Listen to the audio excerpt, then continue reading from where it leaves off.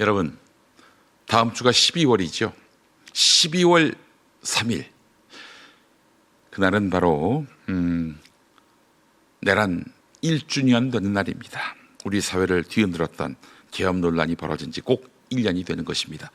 많은 국민이 여전히 그날의 충격에서 벗어나지 못했다고 말합니다.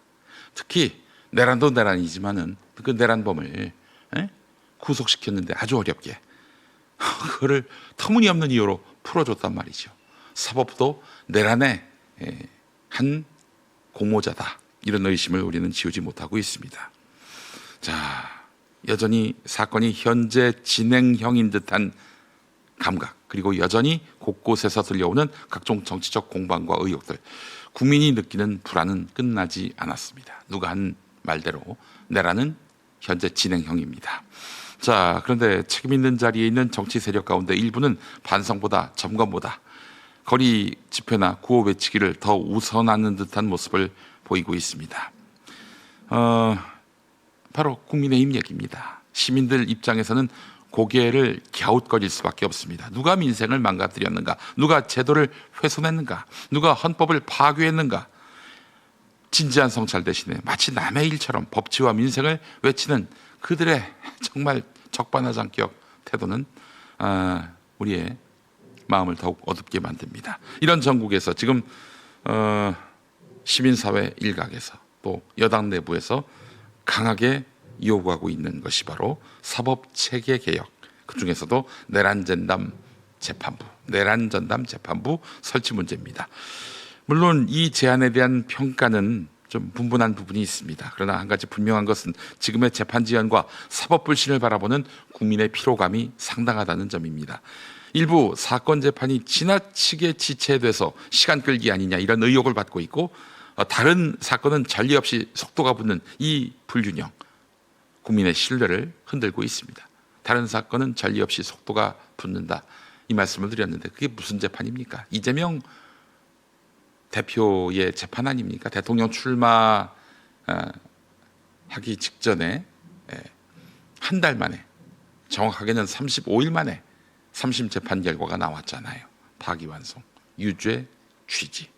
2심은 완전 무죄였는데, 시민사회에서는 중대한 국가질서 관련 사건만큼은 전문성과 독립성을 보장한 별도 재판부가 필요하다, 이런 주장을 내놓고 있습니다. 특검이 있다면 특판도 있어야 한다, 이런 논리죠. 여러분, 이거 전례 없는 일이 아닙니다. 이승만이가 없앴던 그게 뭐였죠? 갑자기 이름이 생각이 안 나네. 반민특위, 죄송합니다. 반민특위가 그렇습니다. 이미 국회로부터도 내란 사건, 국가 중대범죄는 3년권까지 제한하자, 이런 과감한 개혁안이 나오고 있는 실정입니다.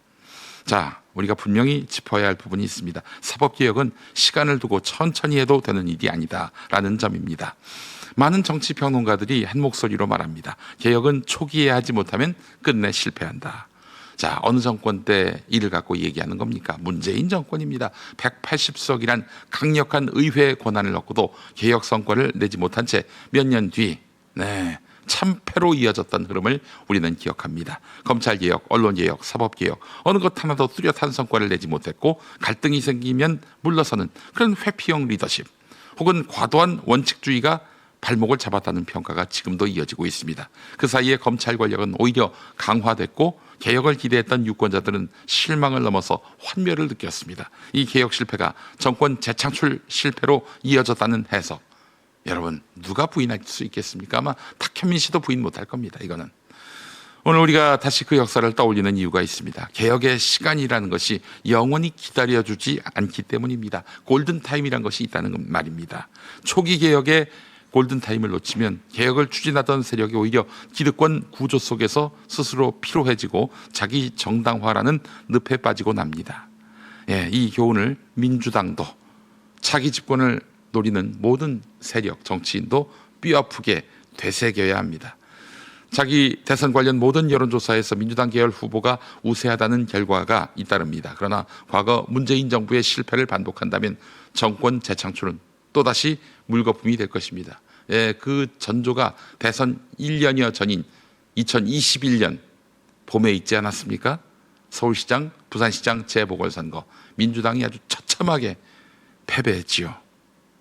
문재인 리더십은 도덕적 고고함과 원칙론이라는 장점이 있었지만 현실 정치의 거센 저항을 돌파할 전략적 냉철함은 부족했습니다. 그가 스스로 세운 약속과 절차적 명분에 갇혀서 결정적인 순간에 멈추고 후퇴한 것 아니겠습니까?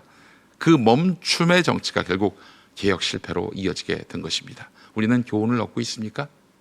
제가 문재인 정치의 부활을 반대하는 이유가 바로 이런 겁니다. 우리가 또다시 정권을 내줘서 윤석열보다도 더 독한 파시즘 정권이 들어설까 봐입니다. 제가 문재인 씨를 싫어해서가 아니라요. 그런데 문재인을 통해서 정치적 이득을 취하려고 하는 자들, 그 자들에 의해서 지금 우리는 다시 퇴보할지 모릅니다. 그 자들은 상관이 없어요. 사실 그 자들이 윤석열을 대통령으로 만들려고 했죠. 민주당 후보로. 정말 참 기가 막힐 노릇입니다. 김용민이가 뭘 모르고 떠든다고 그러는데 적어도 정치적 욕망을 거세시킨 사람의 눈은 그들보다는 정확합니다. 여러분, 문재인 부활을 막읍시다. 절대로 그들이 다시 정치 전면에 나서는 일을 해서는 안 됩니다. 김대중 대통령 시대가 마무리되고 김대중 대통령은 훌륭한 분이지만 그 시대를 떠받들었던 인사들이 대거 퇴장하지 않았습니까? 그게 역사적 운명이자 시안인 것입니다. 정권을 악마한테 넘겨놓고 많은 국민들에게 공포와 도탄에 빠뜨렸던 문재인 씨가 그 세력과 함께 부활하려 한다면 막아야죠. 도시락 싸들고 다니면서. 자, 특별재판부 좌고우면하지 맙시다.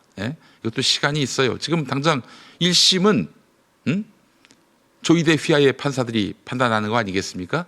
2심 가서야 이제 사실 특별재판부가 가동될 것 같습니다. 자, 많이 늦었습니다. 김병기 원내대표 뒤늦게 특별재판부 도입하겠다라고 밝혔는데 잘하셨고요. 무소의 뿔처럼 당당히 나가시길 바라겠습니다.